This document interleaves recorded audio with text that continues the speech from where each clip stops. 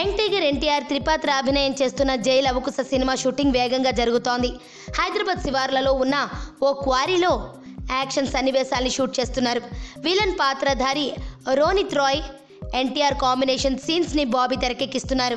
NTR arts బ్యానర్లో 100 కోట్ల బడ్జెట్తో కళ్యాణ్ రామ్ నిర్మిస్తున్న ఈ మూవీ ఫస్ట్ లుక్ గత నెల 19న రిలీజ్ అయి సంచలనం సృష్టించింది. టీజర్ కోసం అభిమానులు ఎదురుచూస్తున్నారు. ఆ టీజర్ రిలీజ్ డేట్ని ఈరోజు చిత్ర బృందం ప్రకటించింది. జూలై 6 సాయంత్రం 5:22 టీజర్ రిలీజ్ చేయనున్నట్లు ట్విట్టర్లో వెల్లడించింది. ఢిల్లీ భామ రాశి ఖన్నా, నివేదా థామస్, నందితా రాజులు హీరోయిన్లుగా నటిస్తున్న ఈ మూవీ సెప్టెంబర్ 21న థియేటర్లలోకి రానుంది. రాక్ స్టార్ దేవిశ్రీ ప్రసాద్ సంగీతం అందిస్తున్న ఈ చిత్రంపై భారీ అంచనాలున్నాయి.